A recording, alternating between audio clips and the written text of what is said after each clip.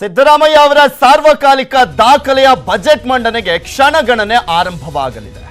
14ನೇ budget ಅನ್ನ ಮಂಡಿಸ್ತಾ ಇದ್ದಾರೆ ಸಿದ್ದರಾಮಯ್ಯನವರು. ಆದ್ರೆ ಇಂದೆಂದಿಗಿಂತಲೂ ಕೂಡ ಈ ಹಿಂದಿನ 13 ಬಜೆಟ್ ಒಂದು ಲೆಕ್ಕ ಆದ್ರೆ ಈ ಬಾರಿಯ ಬಜೆಟ್ ಒಂದು ಲೆಕ್ಕ ಅನ್ನುವ ರೀತಿಯಲ್ಲಿ ಬಿಂಬಿತ ಆಗ್ತಾ ಇರುವಂತದ್ದು. ಬಿಕಾಸ್ ಗ್ಯಾರಂಟಿಗಳನ್ನ ಜಾರಿ ಮಾಡಬೇಕಾಗಿದೆ, ಅದರ ಜೊತೆಗೆ ಪ್ರಣಾಳಿಕೆಯಲ್ಲಿ ಕೊಟ್ಟಿರುವಂತ ಭರವಸೆಗಳನ್ನ ಈಡೇರಿಸಬೇಕಾಗಿದೆ. ಹತ್ತತ್ರ 75,000 ಕೋಟಿ ಅದೇ ಆಗೋಗುತ್ತೆ. ಗ್ಯಾರಂಟಿ ಪ್ಲಸ್ ಪ್ರಣಾಳಿಕೆಯನ್ನ ನಾವು ಎರಡನ್ನೂ ಕೂಡ ಪರಿಗಣನೆಗೆ ತೆಗೆದುಕೊಂಡಂತಹ ಸಂದರ್ಭದಲ್ಲಿ ಸೊ ಹೀಗಾಗಿ ಈ ಹೊರೆಗಳನ್ನ ನಿಭಾಯಿಸ್ಬಿಟ್ಟು ಈ ನಿರೀಕ್ಷೆಗಳನ್ನ ಯಾವ ರೀತಿಯಾಗಿ ಫುಲ್ಫಿಲ್ ಮಾಡ್ತಾರೆ ಸಿದ್ದರಾಮಯ್ಯನವರು ಅನ್ನುವಂಥದ್ದೇ ಕುತೂಹಲಕ್ಕೆಡೆ ಮಾಡಿಕೊಟ್ಟಿರೋದು. ಸಿದ್ದರಾಮಯ್ಯ ಅವರ ಬಜೆಟ್ ಮಂಡನೆಗೆ ಕ್ಷಣಗಣನೆ ಪ್ರಾರಂಭವಾಗಿದೆ. ವಿಧಾನಸೌಧಕ್ಕೆ ಆಗಮಿಸಿದ್ದಾರೆ ಮುಖ್ಯಮಂತ್ರಿ ಸಿದ್ದರಾಮಯ್ಯ. ನಿಮ್ಮ ಮುಂದೆ ನೇರ ಪ್ರಸಾರದ ದೃಶ್ಯವನ್ನ ಕೂಡ ಕೆಲವೇ ಕ್ಷಣಗಳ ಹಿಂದೆ ಇಟ್ಟಿದ್ವಿ. ಬಜೆಟ್ ಮಂಡನೆಗೂ ಮುನ್ನ ಶಾಸಕಾಂಗ ಪಕ್ಷದ ಸಭೆ ನಡೆಯುತ್ತೆ. ಬಜೆಟ್ಗೆ ಅನುಮೋದನೆಯನ್ನ ಪಡೆದುಕೊಳ್ಳಿದ್ದಾರೆ. ಸಿಎಲ್ಪಿ ಸಭೆ ಬಳಿಕ ಮಹತ್ವದ ಸಚಿವ ಸಂಪುಟ ಸಭೆ. ಕ್ಯಾಬಿನೆಟ್ ಸಭೆಯಲ್ಲಿ ಬಜೆಟ್ಗೆ ಅನುಮೋದನೆಯನ್ನ ಪಡೆದ ಬಳಿಕ ಸದನದಲ್ಲಿ ಬಜೆಟ್ ಅನ್ನ ಮಂಡನೆ ಮಾಡಲಿದ್ದಾರೆ ಮುಖ್ಯಮಂತ್ರಿ ಸಿದ್ದರಾಮಯ್ಯ.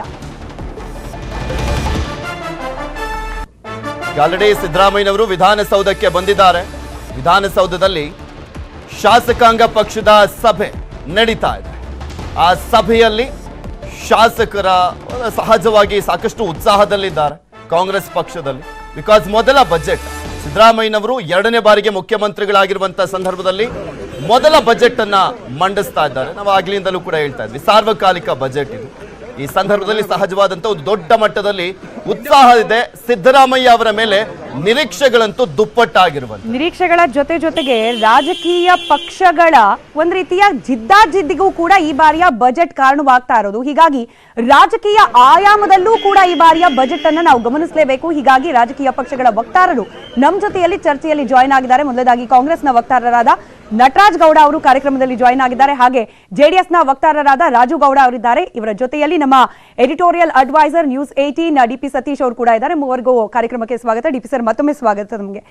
ನಟರಾಜ್ ಗೌಡ ಸರ್, ಸಿದ್ದರಾಮಯ್ಯ ಅವರ ಮೇಲಂತೂ ಸಾಕಷ್ಟು ಸವಾಲು, ನಿರೀಕ್ಷೆ, ಭರಪೂರ ಪ್ರೆಷರ್ ಅಲ್ಲಿ ಇದ್ದಾರಾ ಇಲ್ವಾ ಗೊತ್ತಿಲ್ಲ. ಬಟ್ ನಿಮ್ಮ ಪಕ್ಷದ ನಿಲುವು ಹಾಗೆ ಕಾನ್ಫಿಡೆನ್ಸ್ ಎಷ್ಟರ ಮಟ್ಟಿಗಿದೆ? ಈ ಸವಾಲನ್ನ, ಬಜೆಟ್ ಅನ್ನೋ ಸವಾಲನ್ನ ಸಿದ್ದರಾಮಯ್ಯ ಅವರು ಎಷ್ಟರ ಮಟ್ಟಿಗೆ ಗೆಲ್ಲುವ ಸಾಧ್ಯತೆಗಳು? ಇಲ್ಲ, ಭಾಳ ನಿರೀಕ್ಷೆ ಅಂತೂ ಜಾಸ್ತಿ ಇದೆ. ಯಾಕಂದರೆ ಗ್ಯಾರಂಟಿ ಯೋಜನೆಗಳನ್ನು ನಾವು ಪರಿಣಾಮಕಾರಿಯಾಗಿ ಅನುಷ್ಠಾನ ಮಾಡಬೇಕಿದೆ.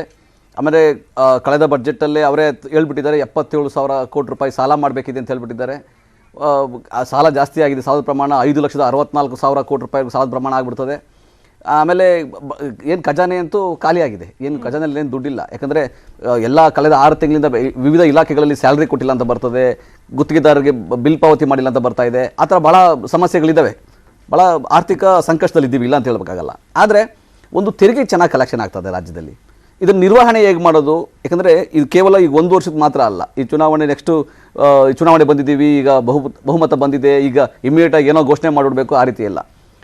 ಮುಂದಿನ 5 ವರ್ಷಗಳಿಗೆ ಇದೊಂಥರ ಪಂಚವಾರ್ಷಿಕ ಯೋಜನೆ ಥರ ಇವತ್ತಿನ ಫಸ್ಟ್ ಬಜೆಟ್ ಏನಿದೆ ಅದು ಮುಂದಿನ ಹಂಗೆ ಕ್ಯಾರಿ ಮಾಡ್ಕೊಂಡು ಹೋಗಬೇಕಾಗ್ತದೆ.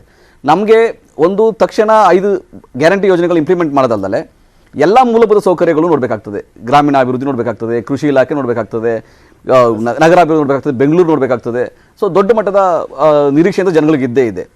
ನಾನು ಅನ್ಕೊತೀನಿ ಇದೊಂದು ಎಲ್ಲರನ್ನೂ ಒಳಗೊಳ್ಳೋಕ್ಕೆ ಏನಾಗುತ್ತೆ ಅಂತಹ ಒಂದು ಸಮತೋಲನವಾದ ಸರ್ವಾಂಗೀಣ ಅಭಿವೃದ್ಧಿಯ ಒಂದು ಬಜೆಟ್ ಆಗುತ್ತೆ ಅನ್ನೋ ಒಂದು ಭರವಸೆ ಇದೆ. ಈಗ ನೀವು 5 ಗ್ಯಾರಂಟಿ ಬಗ್ಗೆ ಮಾತ್ರ ಮಾತನಾಡ್ತಿದ್ದೀರಿ. ಪ್ರಣಾಳಿಕೆಯಲ್ಲಿ ಇನ್ನೊಂದಷ್ಟು ಗ್ಯಾರಂಟಿಗಳಿತ್ತಲ್ಲ, ಅದಕ್ಕೂ ಕೂಡ ಉತ್ತರ ಈ ಕರಾವಳಿ ಭಾಗದ ಹೆಣ್ಮಕ್ಳು, ಅದರಲ್ಲೂ ಮೀನುಗಾರ ಹೆಣ್ಮಕ್ಳು ಕಾಯ್ತಿದ್ದಾರೆ. ನಮ್ಗೆ ಈ ಪ್ರಾಮಿಸ್ ಏನ್ ಮಾಡಿದ್ರು ಪ್ರಣಾಳಿಕೆಯಲ್ಲಿ ಬಡ್ಡಿ ರಹಿತ ಸಾಲ ಅಂತ ಹೇಳಿ, ಅದು ಬರುತ್ತಾ ಅಂತ. ಆಶಾ ಕಾರ್ಯಕರ್ತರು ಎದುರು ನೋಡ್ತಾ ಇದ್ದಾರೆ, ಅಂಗನವಾಡಿ ಕಾರ್ಯಕರ್ತರು ಎದುರು ನೋಡ್ತಿದ್ದಾರೆ. ಹೀಗೆ ಸಾಲು ಸಾಲು ಭರವಸೆಗಳು. ಆ ಭರವಸೆಗೆ ಉತ್ತರ ಕೊಡ್ತೀರಾ ಅಥವಾ ಕೇವಲ 5 ಗ್ಯಾರಂಟಿನ ಅನುಷ್ಠಾನ ಮಾಡಿದ್ರೆ ಸಾಕು ಅನ್ನೋ ರೀತಿಯಲ್ಲಿ? 585 ಭರವಸೆಗಳಿದ್ದಾವೆ. 5 ಗ್ಯಾರಂಟಿ ಯೋಜನೆಗಳು ದೊಡ್ಡ ಮಟ್ಟದ ಇರ್ಬೋದು, ಮಿಕ್ಕಿದ್ದು 580 ಪ್ರಣಾಳಿಕೆ ಇದೆ. 5 ವರ್ಷಕ್ಕೆ ಟೋಟಲ್ ಆಗಿ 75,000 ಕೋಟಿ ಆಗುತ್ತೆ. 5 ವರ್ಷದ ಯೋಜನೆಗಳಾಗ್ತವೆ. ನೀವು ಹೇಳ್ದಂಗೆ ಅಂಗನವಾಡಿ ಕಾರ್ಯಕರ್ತೆಯರು ಮತ್ತೆ ಆಶಾ ಕಾರ್ಯಕರ್ತರಿಗೆ ಪ್ರಥಮ ಪ್ರಾಮುಖ್ಯತೆ ಕೊಡಬೇಕಾಗ್ತದೆ. ನೀವು ಹೇಳ್ದಂಗೆ ಬಡ್ಡಿ ರಹಿತ ಸಾಲವನ್ನ ರೈತರಿಗೂ ಕೊಡಬೇಕಾಗ್ತದೆ, ಅಲ್ಲಿ ಮೀನುಗಾರರಿಗೂ 10 ಲಕ್ಷದವರೆಗೂ ಕೊಡ್ತೀವಿ ಅಂತ ಬೇರೆ ಹೇಳಿದ್ರೆ ಖಂಡಿತವಾಗಿ ನಿಜ, ಹೌದು, ಅದು ಅಗತ್ಯನೂ ಕೂಡ ಇದೆ.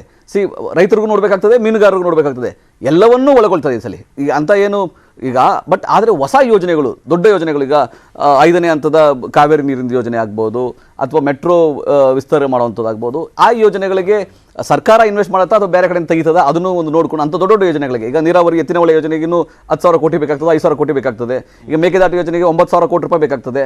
ಅದನ್ನು ಈ ವರ್ಷದಲ್ಲಿ ಘೋಷಣೆ ಮಾಡಿ ಮುಂದಿನ ವರ್ಷ ಇಂಪ್ಲಿಮೆಂಟ್ ಮಾಡ್ತಾರಾ ಇಲ್ಲ 9,000 ಕೋಟಿ ರೂಪಾಯಿ ಸಂಪೂರ್ಣ ಸರ್ಕಾರನ ಇನ್ವೆಸ್ಟ್ ಮಾಡ್ತಾರೆ, ಅವೆಲ್ಲ ಒಂದು ಬಹಳ ಕ್ಲಿಷ್ಟಕರವಾಗಿದೆ. ಆದ್ರೆ ಜಲಸಂಪನ್ಮೂಲದ್ದು ಹೌದು ಮಹದಾಯಿ ಎತ್ತಿನ ಹೊಳೆಲಿ 2 ವರ್ಷದಲ್ಲಿ ಪೂರ್ಣ ಮಾಡ್ತೀವಿ ಅಂತ ಹೇಳಿ, ಹೌದು ಹೌದು ಮಹದಾಯಿ ಮತ್ತೆ ಮೇಕೆದಾಟನ್ನ ಮುಂದಿನ 5 ವರ್ಷದಲ್ಲಿ ಡಿವೈಡ್ ಮಾಡ್ತೀವಿ ಅಂತ ಹೇಳಿದ್ರ, ಉಲ್ಲೇಖ ಮಾಡಿದ. ಆದ್ರೆ 1.5 ಲಕ್ಷ ಕೋಟಿ 5 ವರ್ಷದಲ್ಲಿ ಮೀಸಲಿಸ್ತೀವಿ, ಇದ್ರಲ್ಲಿ 30,000 ಕೋಟಿ ವರ್ಷಕ್ಕೆ ಅಂತ ಬರೋದು. ಹೌದೌದು, ಅಷ್ಟು ಬೇಕಾಗ್ತದೆ. ಅಷ್ಟು ಯೋಜನೆಗಳಿದೆ. ಈಗ ಸಣ್ಣ ನೀರಾವರಿ ಆಗಲಿ ದೊಡ್ಡ ನೀರಾವರಿ ಆಗಲಿ ಈ ಯೋಜನೆಗಳಿಗೆ 1.5 ಲಕ್ಷ ಕೋಟಿ ರೂಪಾಯಿ ಹಾಕಿದ್ರೆ ಮಾತ್ರ ನಾವು ನಿಜವಾಗ್ಲೂ ಒಂದು ಇಡೀ ರೈತರನ್ನ ಇಡೀ ರಾಜ್ಯವನ್ನ ಕವರ್ ಮಾಡ್ಲಿಕ್ಕೆ ಸಾಧ್ಯ ಆಗೋದು. ಅಷ್ಟು ಹಣವನ್ನ ಮಾಡಬೇಕಾಗುತ್ತೆ. ಬಟ್ ಹೊಂದಿಸೋದು ಕಷ್ಟ ಅಂತೇನಲ್ಲ. ಈಗ ನಾವು ಬೇರೆ ಬೇರೆ ಎಲ್ಲೆಲ್ಲಿಂದ ರಿಸೋರ್ಸ್ ಬರುತ್ತೆ, ಎಲ್ಲೆಲ್ಲಿಂದ ಹಣವನ್ನು ನಾವು ಕ್ರೋಢೀಕರಿಸಬಹುದು, ಅದನ್ನು ಕೂಡ ಬಹಳ ಗಮನ ಕೊಟ್ಟು ಕೆಲಸ ಮಾಡ್ತಾ ಇದ್ದಾರೆ. ಈಗ ರಾಜ್ಯದಲ್ಲಿ ನಾವು ತೆರಿಗೆ ಹಾಕ್ಲಿಕ್ಕೆ ಅಷ್ಟು ಜಾಸ್ತಿ ಅವಕಾಶಗಳಿಲ್ಲ. ಏನೋ ಅಬಕಾರಿನಲ್ಲೋ ಮುದ್ರಣ ಶುಲ್ಕದಲ್ಲೋ ಕೆಲವು ಎಕ್ಸೈಸ್ ಡ್ಯೂಟಿನೋ ಅಷ್ಟು ಮಾತ್ರ ನಾವು ರೈಸ್ ಮಾಡಬಹುದೇ ಹೊರತು ಇಡೀ ದೇಶ ಒಂದ್ ಕಡೆ ಸೇರ್ಕೊಂಡ್ಬಿಟ್ಟಿದೆ GST ಮುಖಾಂತರ. ಅಲ್ಲಿಂದಾನೆ ಟ್ಯಾಕ್ಸ್ ಸೇಮ್ ನಿರೀಕ್ಷೆ ಇದೆ. ನಾನು ರಾಜಗೌಡ್ರನ್ನ ಕೇಳಲಿಕ್ಕೆ ಬಯಸ್ತೀನಿ, ಹನಿಮೂರ್ ಪೀರಿಯಡ್ ಅಲ್ಲೇ ಸರ್ಕಾರವನ್ನ ಅಟ್ಯಾಕ್ ಮಾಡಿರುವಂತವ್ರು ನೀವು JDS ನವರು, ಪ್ರತಿ ಒಂದು ವಿಚಾರದಲ್ಲೂ ಕೂಡ ಅಸ್ತ್ರವನ್ನಾಗಿ ಮಾಡ್ಕೊಳ್ತಾ ಇದ್ದೀರಾ.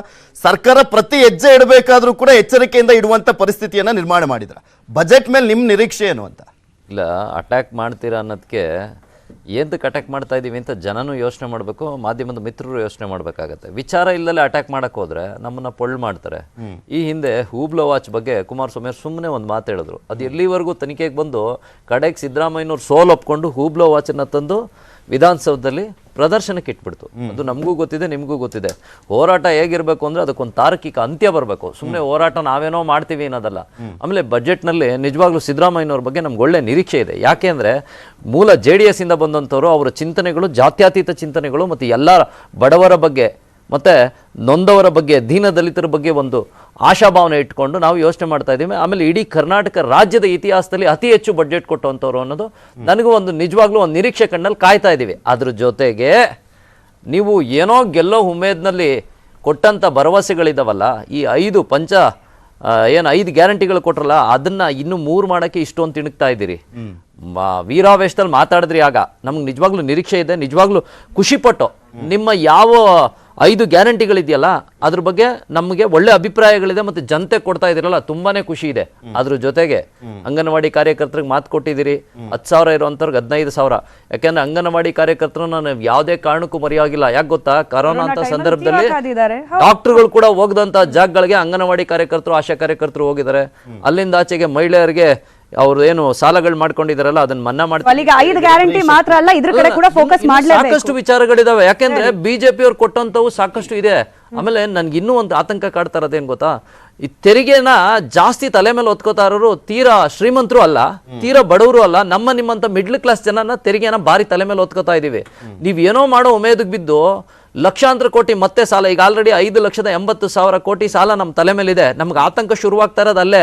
ನೀವು ನಿಮ್ಮ ಯೋಜನೆಗಳು ಕೊಡೋ ಬರದಲ್ಲಿ ನೀವು ಸಾಲನ ಇನ್ನಷ್ಟು ವರ್ಷೋದ್ ಬೇಡ. ಯಾಕೆಂದ್ರೆ ಅತಿ ಹೆಚ್ಚು ಸಾಲ ಮಾಡಿದ್ರಿ ನೀವಾದ್ಮೇಲೆ ನಮ್ಮ ಸನ್ಮಾನ್ಯ ಬೊಮ್ಮಾಯಿಯವರು 77,000 ಕೋಟಿ ಕಳೆದ ವರ್ಷ ಸಾಲ ಮಾಡಿದ್ರು. ನೀವು ಯೋಜನೆ ಕೊಡ್ತೀನಿ ಅನ್ನೋ ಬರದಲ್ಲಿ ಸಾಲನ ಇನ್ನಷ್ಟು ಒರೆಸ್ಬಿಟ್ರೆ ನಿಮ್ಮಂತ ಮಧ್ಯಮ ವರ್ಗದ ಜನ ಪರಿಪಾಡ್ಲು ಬೀಳ್ಬೇಕಾಗತ್ತೆ. ಆಮೇಲೆ ತೆರಿಗೆ ಹಾಕೋದು ನಮ್ಮೇಲೆ. ನೀವು ಈಗ ಹೇಳಿದ್ರೆ GST ನಮಗ್ ಬರ್ತಾ ಇಲ್ಲ ಅಂತ, ಅದ್ರಲ್ಲೂ ಒಂದು ಅರ್ಧ ಪಾಲ್ ಬರುತ್ತೆ, ಅದ್ರ ಬಗ್ಗೆ 2 ಮಾತಿಲ್ಲ. ಆದ್ರೆ ಈ ಹೊರೆಗಳು ಮತ್ತೆ ನೀವು ಕೊಡಬೇಕಾದಂಥ ಯೋಜನೆಗಳು ಸಾಕಷ್ಟು ನೋಡಿ. ಶಾಲೆಗಳು 321 ಶಾಲೆಗಳಿಗೆ ಕಳೆದ ವರ್ಷ DPR ಅಲ್ಲಿ ಒಂದು ಅಪ್ಲಿಕೇಶನ್ ಬರ್ತದೆ. EE-221 ಅಂತ ಒಂದು ಅಪ್ಲಿಕೇಶನ್ ಬಂದಾಗ ಆ ಅಪ್ಲಿಕೇಶನ್ಗೆ ಅನುಮೋದನೆ ಕೊಡ್ತಾರೆ. ಅದಕ್ಕೆ ಅಂತ ಸಾಕಷ್ಟು ಹಣನೂ ಎತ್ತಿಟ್ಟಿರ್ತಾರೆ. ಆದರೆ ಸಿದ್ದರಾಮಯ್ಯನವರು ಏಕಾಏಕಿ ಹೇಳ್ತಾರೆ, ನೋಡಿ ಇವತ್ತು ಹೊರೆ ಯಾಕಾಗ್ತಾ ಇದೆ ಅನ್ನೋ ನೋಡಿ. ಸರ್ಕಾರಿ ಶಾಲೆಗಳು ಉನ್ನತಿಗೆ ಇರಿದ್ರೆ ಮಧ್ಯಮ ವರ್ಗದ ಜನ ಅಲ್ಲಿಗೆ ಸೇರಿಸ್ತಾರೆ.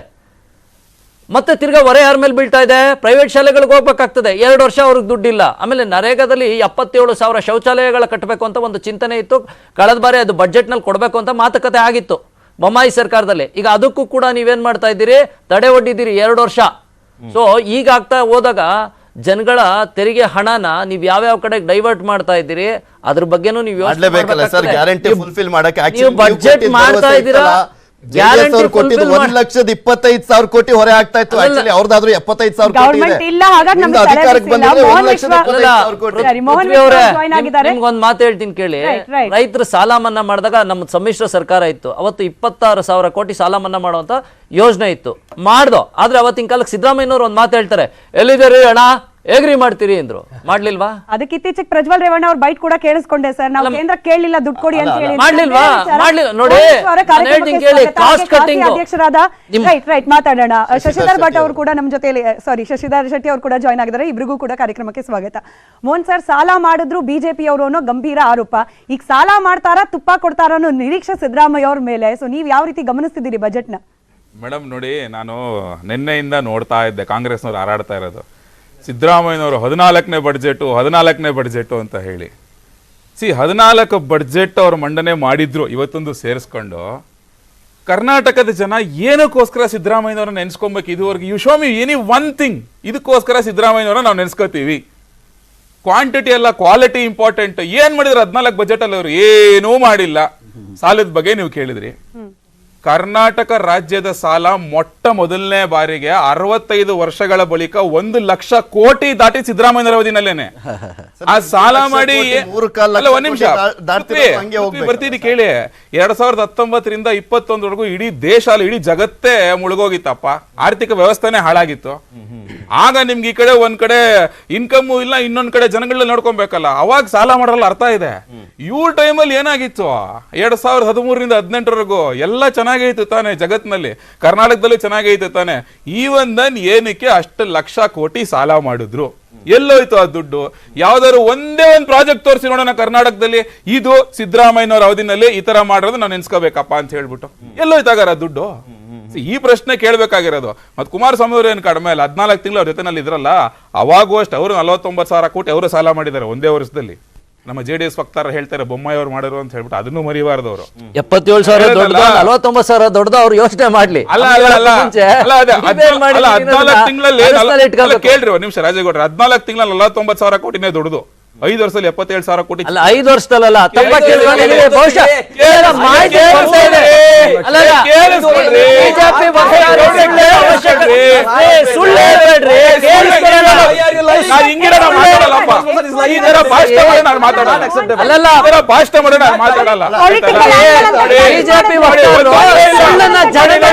ಒಂದೇ ಒಂದು ಉತ್ತರ ಕೊಟ್ಟಿಲ್ಲ. ನಾನು ಇವಾಗೂ ಕೇಳಿದ್ದೀನಿ ಅದೇ ಪ್ರಶ್ನೆ.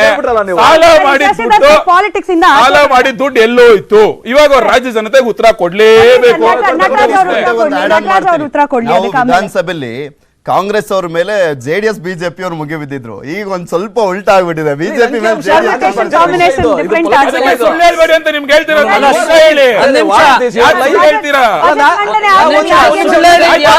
ಒಂದ್ ಶ್ವೇತಪತ್ರ ಮಂಡನೆ ಮಾಡ್ಬಿಡ್ರಪ್ಪ. ಯಾಕೆ ಸ್ಮಿತಾ ಅವ್ರೆ, ಅವ್ರಲ್ಲಿ 4 ವರ್ಷಕ್ಕೆ ನಾವು 77,000 ಕೋಟಿ ಸಾಲ ಮಾಡಿದೀವಿ ಅಂತ, ಎಂತ ಸುಳ್ಳಲ್ವಾ ಇದು? ಸುಳ್ಳು ನೀವೇ ತಿಳ್ಕೊಳ್ಳಿ. ಸಾಲ ಆಗಿರಿ 3 ಲಕ್ಷ ಕೋಟಿ ರೂಪಾಯಿ 4 ವರ್ಷಕ್ಕೆ. ಏನ್ ಮಾತನಾಡ್ತೀರಿ? ರಾಜಕಾರಣ ಬಿಟ್ಬಿಟ್ಟು ಯಾವ ರೀತಿಯ ಬಜೆಟ್ ನ ವಿಚಾರಕ್ಕೆ ಸಂಬಂಧಪಟ್ಟಂತೆ ಸವಾಲು ನಿರೀಕ್ಷೆಯನ್ನ ನಾವು ಈಗ ಖಾಸಿಯಾದೆ ಒಂದಷ್ಟು ನೀವು ಮಾತನಾಡಿದ್ರೆ ನಾನು ಗಮನಿಸ್ತಾ ಇದೆ ಸರ್. 95% ಆಫ್ MSMEs ನೀವೇನು ಖಾಸಿಯ ಅಡಿಯಲ್ಲಿದ್ದೀರಿ. ಪ್ರೈವೇಟ್ ಎಸ್ಟೇಟ್ ಅಲ್ಲಿ ಇರೋದು, ಅಲ್ಲಿ ಮೂಲಭೂತ ಸೌಕರ್ಯ ಇಲ್ಲ. ಸಿದ್ದರಾಮಯ್ಯ ಅವರಿಗೆ ಸಪರೇಟ್ ಆಗಿ ಮನವಿ ಕೂಡ ಮಾಡ್ಕೊಂಡಿದ್ದೀರಿ. ಇದನ್ನ ಪೂರೈಸಿದ್ರೆ ಕೈಗಾರಿಕೋದ್ಯಮ ಕೂಡ ಒಂದಷ್ಟು ಚೇತರಿಕೆ ಕಾಣುತ್ತೆ ಅಂತ ಹೇಳಿ. ಇದ್ರ ಜೊತೆಗಿರುವ ಡಿಮಾಂಡ್ಗಳು, ನಿರೀಕ್ಷೆಗಳು ಸರ್? ಮೇನ್ಲಿ ನಮ್ಮದು ಈ ಕರ್ನಾಟಕದಲ್ಲಿ ಏನಾಗಿದೆ, ಓನ್ಲಿ 6% ಇಂಡಸ್ಟ್ರೀಸ್ KIDB ಮತ್ತು KSIDC ಇಂಡಸ್ಟ್ರಿಯಲ್ ಇರೋದು. ಗೌರ್ಮೆಂಟ್ ಯಾವ ಡಿಸ್ಕಷನ್ ಬಂದರೂ ಅದನ್ನೇ ಫೋಕಸ್ ಮಾಡಿ ಡಿಸ್ಕಷನ್ ಮಾಡ್ತಾರೆ ವಿನ ಇನ್ನುಳಿದಿದ್ದು 94% ಇಂಡಸ್ಟ್ರಿ ಬಗ್ಗೆ ಯಾರೂ ತಲೆ ಕೆಡಿಸ್ಕೊಳ್ಳಲ್ಲ. ಇವರೆಲ್ಲ ಎಲ್ಲಿ ಅಂದರೆ ಈ ರೆವಿನ್ಯೂ ಬೆಲ್ಟಲ್ಲಿ ಇಂಡಸ್ಟ್ರಿ ರೆಸಿಡೆನ್ಷಿಯಲ್ ಏರಿಯಾದ ಮಧ್ಯೆ ಇದೆ ಆ ಇಂಡಸ್ಟ್ರಿಗಳು. ಅವರು ಕಾಂಟ್ರಿಬ್ಯೂಷನ್ ವೈಸ್ ಅವರೇನು ಕಡಿಮೆ ಇಲ್ಲ, ಬೇಕಾದಷ್ಟು ಕಾಂಟ್ರಿಬ್ಯೂಷನ್ ಮಾಡ್ತಾ ಇದ್ದಾರೆ. ಈ GST ಕಲೆಕ್ಷನ್ ಇರ್ಬೋದು, ಎಲ್ಲ ಇರ್ಬೋದು. ಆದರೆ ಅದನ್ನು ನಾವು ಪ್ರತಿ ವರ್ಷವೂ ಆ ಡಿಮಾಂಡ್ ಮಾಡಿದರೂ ಕೂಡ ಅದಕ್ಕೊಂದು ಸಪ್ರೇಟ್ ಬಜೆಟ್ ಕೊಡಿ. ಯಾಕಂದರೆ ಅಲ್ಲೇನು ಮಾಡ್ತಾರೆ, ಈ BBMP ಫಂಡ್ ಅಥವಾ MLA MLC ಫಂಡ್ ಅಲ್ಲಿ ವರ್ಕ್ ಮಾಡಿದಾಗ ಆ ಇಂಡಸ್ಟ್ರಿಗೆ ಬೇಕಾದ ಇನ್ಫ್ರಾಸ್ಟ್ರಕ್ಚರ್ ಡೆವಲಪ್ ಆಗಲ್ಲ. ಮಧ್ಯೆ ರೆಸಿಡೆನ್ಸು ಇರುತ್ತೆ. ಎಲ್ಲಿ ವೋಟ್ ಬ್ಯಾಂಕ್ ಇರುತ್ತೆ, ವೋಟ್ ಜಾಸ್ತಿ ಇರುತ್ತೋ ಅಲ್ಲಿ ಬಂದು ಏನೋ ಮಾಡ್ತಾರೆ ವಿನ ಬರೇ ಇಂಡಸ್ಟ್ರಿ ಹೆಚ್ಚಿಲ್ಲ sir. If I am not wrong, it's only 1,000. ಹೌದು, ಯಾಕಂದ್ರೆ ನಮ್ದು ರೋಡ್ಗಳಂದ್ರೆ 20 to 30 ಫೀಟ್ ರೋಡ್ಗಳು ಇರ್ತವೆ, ಅಂತ ಕಾಸ್ಟ್ ಇಲ್ಲ. ಅದನ್ನು ಎಕ್ಸ್ಪ್ಲನೇಷನ್ ಮಾಡಿದ್ವಿ. ಒಂದೊಂದು ಎಸ್ಟೇಟಲ್ಲಿ ಒಂದು 15-20 ಕಿಲೋಮೀಟರ್ ರೋಡ್ ಮಾಡಿಬಿಟ್ರೆ, ಸ್ಟ್ಯಾಂಡರ್ಡ್ ರೋಡ್ ಮಾಡಿದ್ರೆ ಮೋಟ್ರೇಬಲ್ ರೋಡು, ನಮ್ದು ಟ್ರಕ್ ಎಲ್ಲ ಹೆವಿ ಬರ್ತದಲ್ಲ, ಹಂಗಾಗಿ ಅಲ್ಲಿ ರೋಡ್ ಕ್ವಾಲಿಟಿ ಬೇಕಾಗತ್ತೆ. ಅಲ್ಲ, ನಿಮ್ಮ ಎಕ್ಸ್ಪೆಕ್ಟೇಷನ್ಗೆ ಈ ಬಾರಿ ಏನು ಅಂದ್ರೆ ಅಂತ ಒಂದು ಆತಂಕ ಇಲ್ಲ ಅಂತ ಅನ್ಕೊಂತೀರಾ? ಎಕ್ಸ್ಪೆಕ್ಟೇಷನ್ ಅಂದರೆ ಅದನ್ನೇ ಇನ್ನೂ ಈಗ ಎಷ್ಟು ವರ್ಷದಿಂದ ರಿಕ್ವೆಸ್ಟ್ ಮಾಡಿದ್ರು ಕನ್ಸಿಡರ್ ಮಾಡದಿದ್ದಾಗ ಈ ಟೈಮಲ್ಲಿ ಮಾಡ್ತಾರೆ ಅನ್ನೋ ಭರವಸೆ ಏನಿಲ್ಲ ನಮಗೆ. ನಮ್ಮದು ಕರ್ತವ್ಯ ಅಂತ ನಾವು ಅದನ್ನು ಮಾಡ್ತಾ ಇದ್ವಿ, ಮಾಡ್ತಾ ಇದ್ವಿ. ಅದು ಬಿಟ್ರೆ ಯಾರು ಅದ್ರ ಬಗ್ಗೆ ಮಾತಾಡೋದು ಇಲ್ಲ, ತಲೆ ಕೆಡಿಸ್ಕೊಳ್ಳೋದು ಇಲ್ಲ. ಹಂಗಾಗಿ ಅದು ಹಂಗೆ ಉಳಿದಿದೆ. ಈಗ ನಾವು ಒಂದು ಪಾಯಿಂಟ್ ಸರ್ಗೆ ಆಡ್ ಮಾಡ್ತೀನಿ ನಾನು. ನೀವು ನೋಡಿದ್ರಿ ರೀಸೆಂಟ್ ಆಗಿ ಕಾಂಗ್ರೆಸ್ ಅವ್ರು ಬಂದ ತಕ್ಷಣ ವಿದ್ಯುತ್ ಬೆಲೆ ಏರಿಕೆ ಯಾವ ಮಟ್ಟಕ್ಕೆ ಮಾಡಿದ್ದಾರೆ ಅಂತ ಹೇಳಿದ್ರೆ ಪಾಪ ಇಂಡಸ್ಟ್ರಿಗಳು ರನ್ ಮಾಡಕ್ ಆಗ್ತಾ ಇಲ್ಲ. ಡೀಟೇಲ್ ಅವ್ರ ಹತ್ರ ಮಾತಾಡ್ಬೇಕು.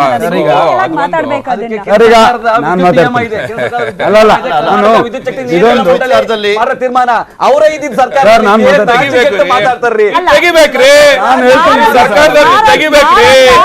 ನೇರವಾಗಿ ಅನುಭವಿಸ್ತಿರೋರು ಉತ್ತರ ಕೊಡ್ಬೇಕು. ಪೊಲಿಟಿಕಲ್ ಆರ್ಗ್ಯುಮೆಂಟ್ ನೇರವಾಗಿ ಅವರು ಈಗ ಕೆಇಆರ್ಸಿ ಮೇಲೆ ಹೊಣೆ, ಕೆಇಆರ್ಸಿ ಮೇಲೆ ಹೊಣೆ. ಬಟ್ ರಾಜ್ಯ ಸರ್ಕಾರ ಏನ್ ಮಾಡ್ಬೋದು? ನಿಮ್ ಡಿಮ್ಯಾಂಡ್ 9% ಇರೋದ್ರನ್ನ ಬ್ಯಾಕ್ ಟು 3% ಮಾಡಿ ಅಂತ ಹೇಳಿ. ಅದು ನಮ್ಗೆ ರಾಜ್ಯ ಸರ್ಕಾರ ಮಾಡೋಕ್ಕಾಗೋದು ಒಂದೇ ಒಂದಿರೋದು, ಅದರಲ್ಲಿ ಟ್ಯಾಕ್ಸ್ ರಿಡಕ್ಷನ್. ಎಲ್ರಿಗೂ ಗೊತ್ತಿದೆ, ಕೆಇಆರ್ಸಿ ಸೆಂಟ್ರಲ್ ಆಕ್ಟಲ್ಲಿ ಫಾರ್ಮ್ ಆಗಿರೋದು, ರಾಜ್ಯ ಸರ್ಕಾರದಲ್ಲ ಅದು. ಅದು ಏನಾಗುತ್ತೆ ಅಂದರೆ ನವಂಬರ್ಗೆ ಲಾಸ್ಟ್ ನವಂಬರ್ನಲ್ಲಿ BESCOM and all other ESCOMs ಅವರಿಗೆ ಸಬ್ಮಿಷನ್ ಮಾಡಿದ್ದಾರೆ ಪ್ರೈಸ್ ರೈಸಿಗೆ. ಅದರದ್ದು ಪಬ್ಲಿಕ್ ಹಿಯರಿಂಗ್ ಆದಮೇಲೆ summer in the month of February ಮಾರ್ಚಲ್ಲಿ ಆರ್ಡರ್ ಬಂದಿದೆ.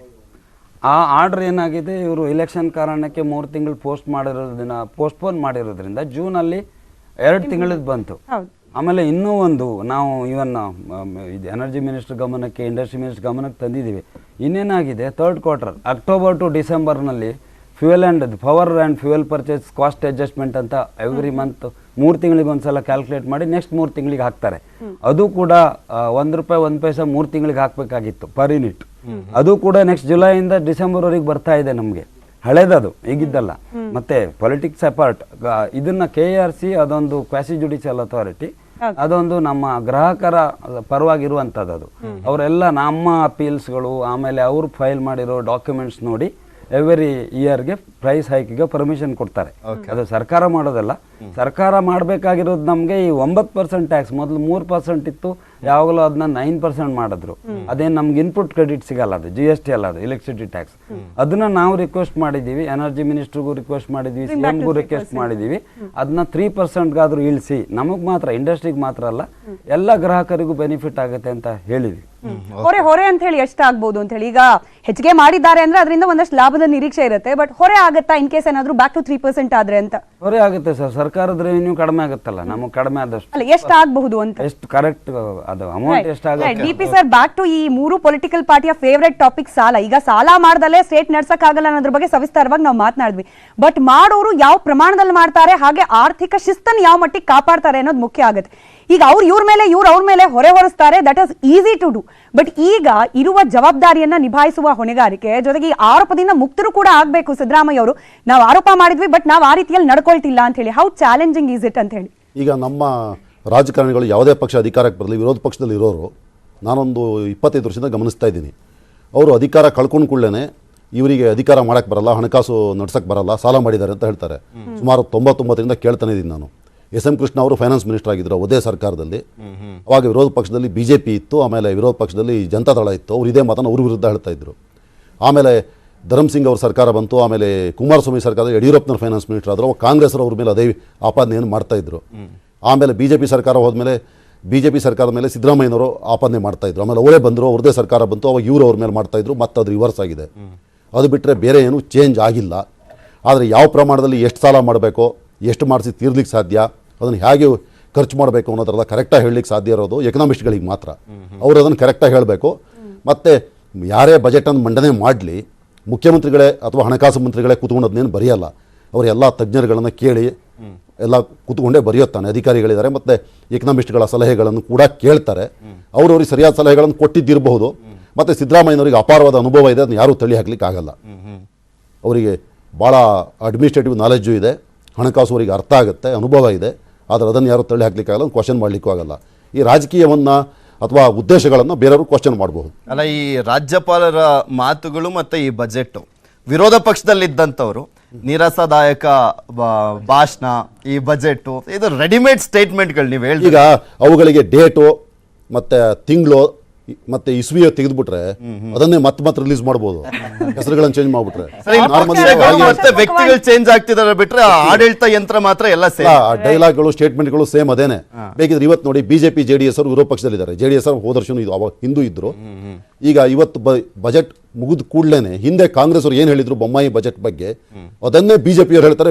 ಕವರ್ ಇಟ್ಕೊಳ್ತಿದ್ರೆ ಸಾಕು ಅಂತ ಲಾಸ್ಟ್ ಟೈಮ್ ತರ.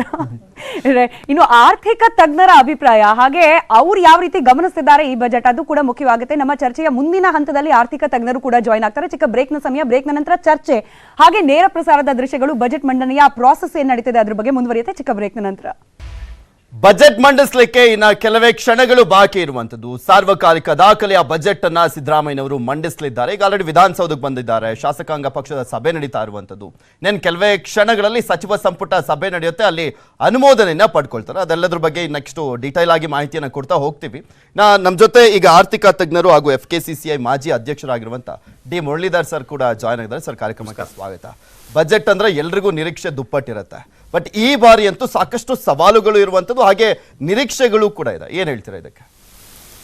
ನೋಡಿ, ನನ್ನ ಪ್ರಕಾರ ಸಿದ್ದರಾಮಯ್ಯನವ್ರಿಗೆ ಒಳ್ಳೆ ಅದೃಷ್ಟ ಇದೆ.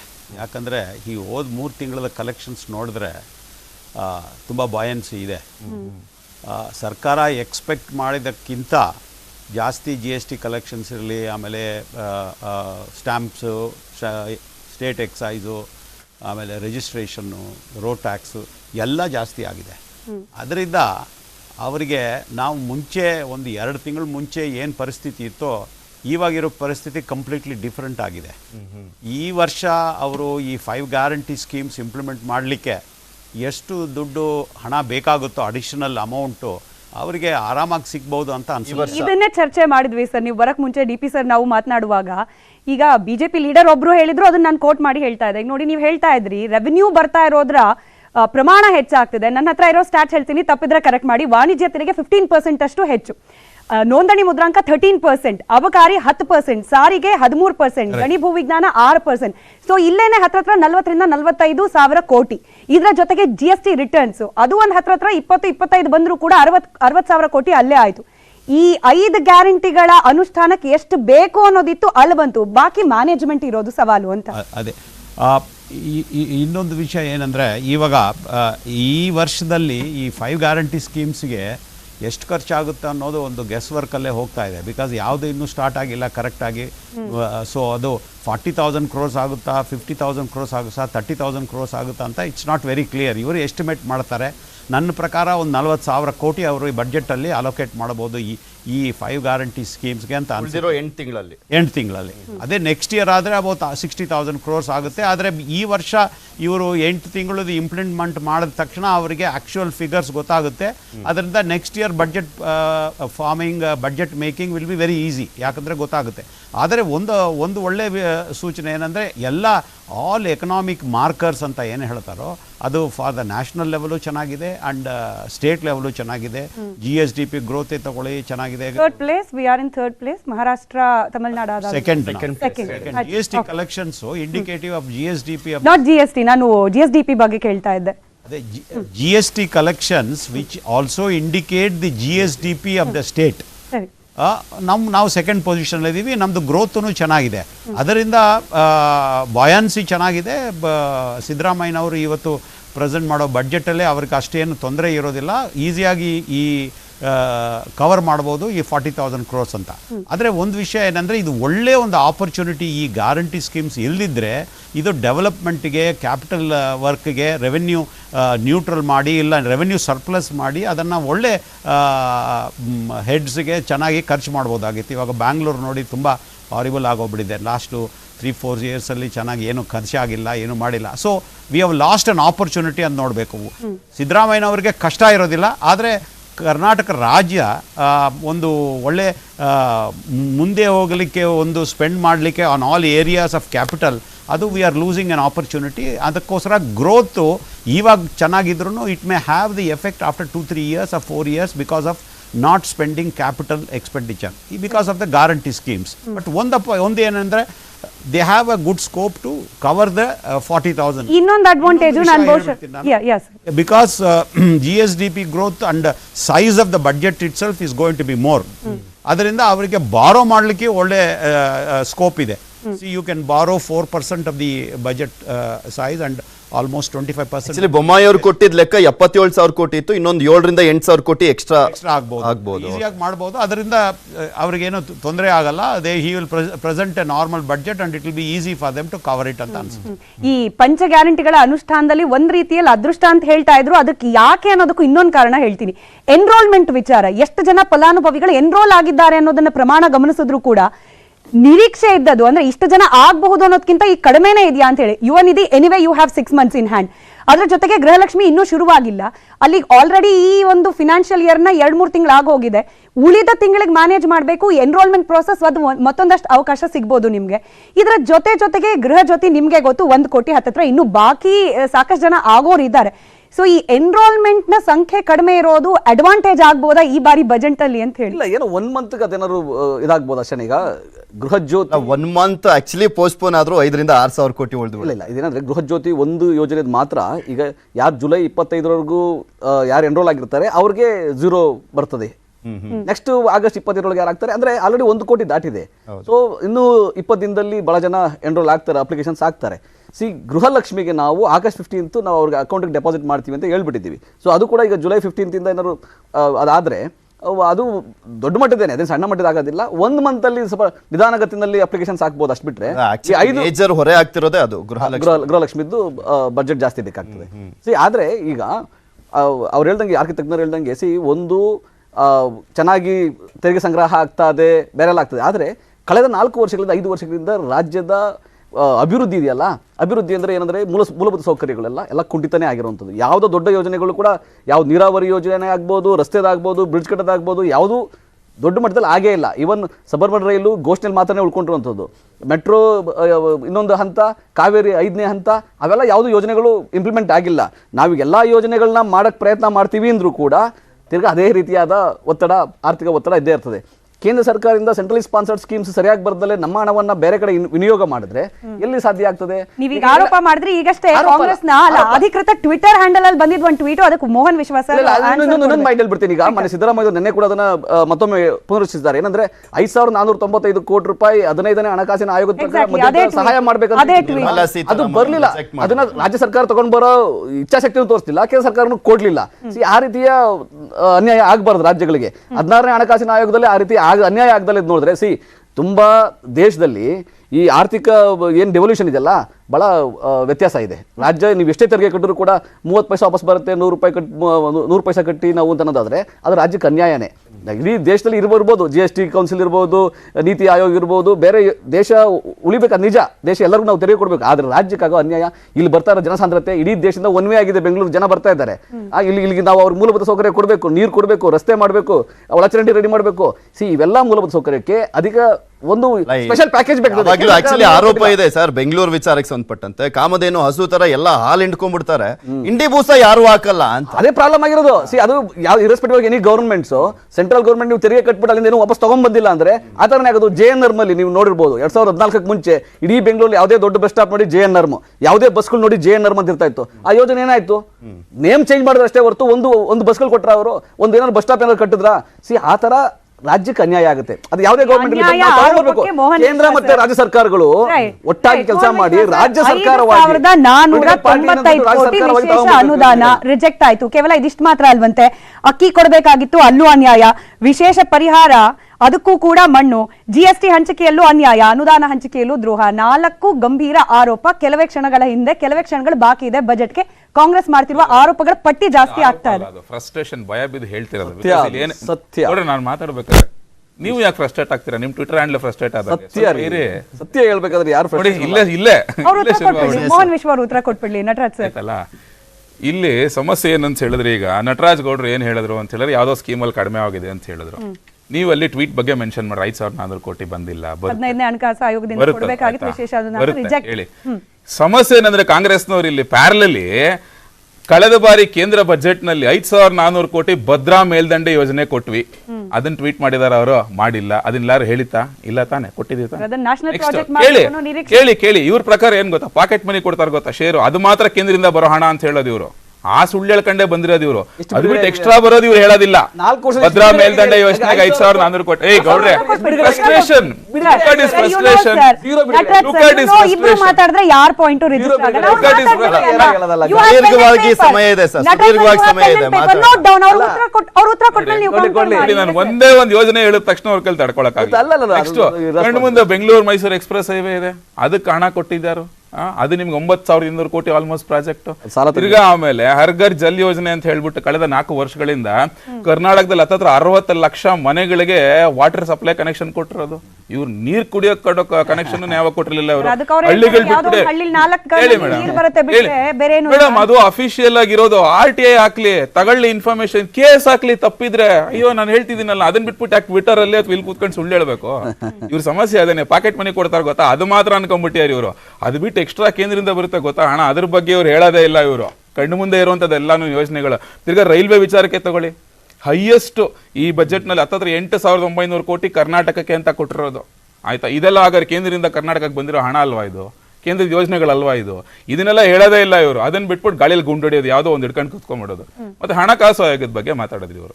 ಹಣಕಾಸು ಆಯೋಗ ಶುರು ಮಾಡಿದ್ ಯಾವಾಗ? 1952ರಲ್ಲಿ. ಯಾರಾದ್ರ ಮೊದಲ ಅಧ್ಯಕ್ಷರಾಗಿದ್ದು? ಡಾಕ್ಟರ್ BR ಅಂಬೇಡ್ಕರ್ ಅವರು. ಆಗಿನ ಕಾಲದಲ್ಲೇನೆ ಅದಕ್ಕೆ ಒಂದು ರೂಲ್ಸ್ನ ಫ್ರೇಮ್ ಮಾಡಿ ಕೇಂದ್ರದಲ್ಲಿ ಸಂಗ್ರಹ ಆಗುವಂತ ಒಂದು ಕಾಮನ್ ಪೂಲ್ ತೆರಿಗೆಯನ್ನ ಯಾವ್ಯಾವ ರಾಜ್ಯಗಳಿಗೆ, ಆ ರಾಜ್ಯದ ಜನಸಂಖ್ಯೆ ಆಧಾರದ ಮೇಲೆ, ಅಲ್ಲಿರುವಂತ ಜಿಯೋಗ್ರಫಿ ಆಧಾರದ ಮೇಲೆ, ಅಲ್ಲಿರುವಂತ ಒಂದು ಅರಣ್ಯದ ಆಧಾರದ ಮೇಲೆ ಯಾವ ರೀತಿ ಹಂಚಿಕೆ ಆಗಬೇಕು ಅನ್ನೋದನ್ನ ಅಲೋಕೇಟ್ ಮಾಡೋದನ್ನ ನಿಮ್ಗೆ 52ರಿಂದ ಮಾಡ್ಕೊಂಬತ್ತಿರುವಂತ ಫಾರ್ಮುಲಾ. ಇವತ್ತು ನಾವು ಬಂದ್ಬಿಟ್ಟು ಮೋದಿ ಅವರು ಬಂದ್ಬಿಟ್ಟು 2014ರಲ್ಲಿ ಮಾಡಿರುವಂತ ಫಾರ್ಮುಲಾ ಅಲ್ಲ. ಆ ಫಾರ್ಮಲ್ದಲ್ಲೂ ಕಾಂಗ್ರೆಸ್ ಅವರು ಇದ್ದಾಗ ರಾಜ್ಯಗಳಿಗೆ ಬರ್ತೀವಿ, ಇದು ಕೇವಲ 31%. ಅದು 42% ಮಾಡಿದ್ ಮತ್ತೆ ನಮ್ಮ ಸರ್ಕಾರ ರಾಜ್ಯಗಳಿಗೆ ಗೌಡ್ರು ಅವಾಗ್ಲೇ ಹೇಳ್ತಾ ಇದ್ರು, ಮಹಾರಾಷ್ಟ್ರ ದುಡಿಯೋದ್ನ ಬೇರೆ ರಾಜ್ಯಗಳನ್ನ ಸಾಕ್ದಂಗ್ ಆಗ್ತಾ ಇದೆ ಅಂತ. ಆಯ್ತು, ಹಾಗಾದ್ರೆ ಇನ್ನೊಂದು ಸಿಂಪಲ್ ಪ್ರಶ್ನೆ ಕೇಳೋಣ ನಟರಾಜ್ ಗೌಡ್ರಿಗೆ. ಈಗ ಹಾಗಾದ್ರೆ ಕರ್ನಾಟಕದಲ್ಲಿ ಸಂಗ್ರಹ ಆಗ್ತಿರೋ ತೆರಿಗೆನಲ್ಲಿ ಅತಿ ಹೆಚ್ಚು ಸಂಗ್ರಹ ಆಗ್ತಿರೋದು ಬೆಂಗಳೂರಲ್ಲಿ ತಾನೆ. ಹಾಗಾದ್ರೆ ಇವ್ರ ಪ್ರಕಾರ ಬೆಂಗಳೂರಲ್ಲಿ ತೆರಿಗೆ ಜಾಸ್ತಿ ಆಗ್ತಿದೆ ಅಂತ ಹೇಳ್ಬಿಟ್ಟು ಬೇರೆ ಜಿಲ್ಲೆಗಳಿಗೆ ಕಡಿಮೆ ಕೊಡಕ್ಕಾಗತ್ತಾ? ಇನ್ನೂ ನೆಕ್ಸ್ಟ್ ಲೆವೆಲ್ಗೆ ಹೋಗ್ತೀನಿ. ಪೀಣ್ಯ ಇಂಡಸ್ಟ್ರಿಯಲ್ ಎಸ್ಟೇಟ್ ಬರುತ್ತೆ ನಿಮಗೆ ದಾಸರಳ್ಳಿ ವಿಧಾನಸಭಾ ಕಾನ್ಸ್ಟಿಟ್ಯೂನ್ಸಿನಲ್ಲಿ. ನಿಮಗೆ ದಾಸರಳ್ಳಿ ವಿಧಾನಸಭಾ ಕಾನ್ಸ್ಟಿಟ್ಯೂನ್ಸಿನಲ್ಲಿ ನಿಮ್ಗೆ ಹತ್ತತ್ರ 5-6 ಸಾವಿರ ಕೋಟಿ ತಿಂಗಳಿಗೆ ಪೀಣ್ಯದಿಂದ ಕಲೆಕ್ಟ್ ಆಗ್ತಿದೆ ಅಂತ ಹೇಳ್ಬಿಟ್ಟು ನಾನು ಜಯನಗರ ಕೊಡಲ್ಲ, ಪದ್ಮನಾಭರು ಕೊಡಲ್ಲ ಅಂತ ಹೇಳಕ್ಕಾಗತ್ತಾ? ರಾಜ್ಯದ ಪರಿಕಲ್ಪನೆ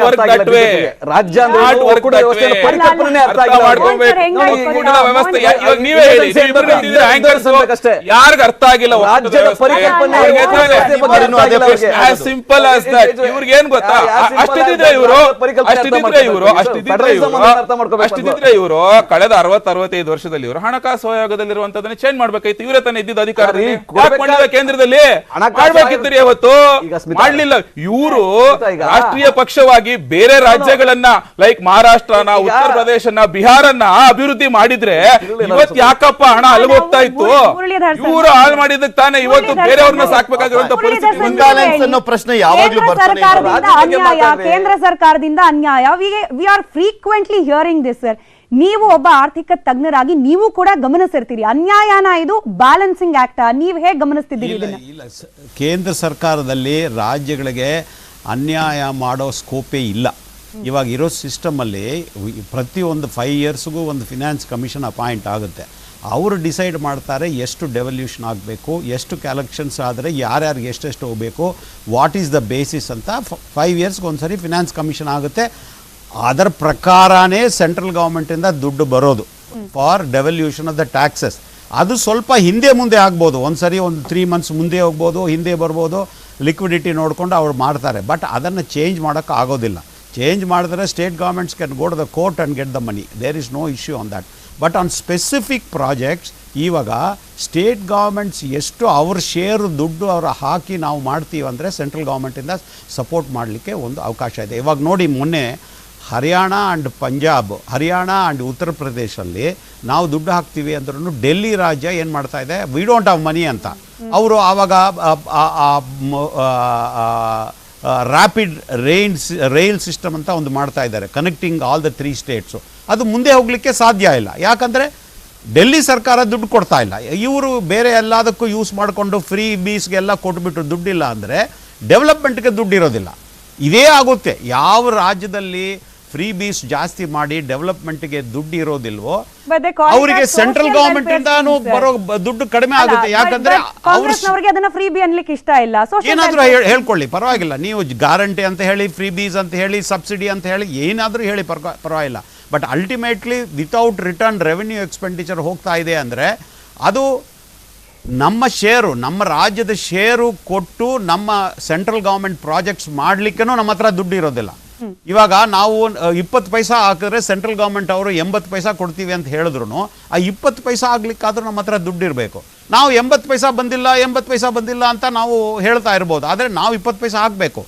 ಎಲ್ಲ ಪ್ರಾಜೆಕ್ಟಲ್ಲೂ ಹಂಗೆ ಆಗುತ್ತೆ ಅಂತ ಹೇಳಲ್ಲ. ಬಟ್ ಇವಾಗಿರೋ ಪರಿಸ್ಥಿತಿಯಲ್ಲಿ ನಾವು ಎಕ್ಸ್ಟ್ರಾ ಬರೋ ರೆವೆನ್ಯೂ ಅಲ್ಲ, ನಾವು if you are going to use for non capital expenditure ಮಾಡಿದ್ರೆ ಈ ಥರ ಆಗಲಿಕ್ಕೆ ಒಂದು ಅವಕಾಶ ಇದೆ. ಆದರೆ ಒಂದು ವಿಷಯ ಏನಂದರೆ, ಸೆಂಟ್ರಲ್ ಗೌರ್ಮೆಂಟಿಂದ ಬರೋ ದುಡ್ಡು it is a devolution of taxes, they are all very fair.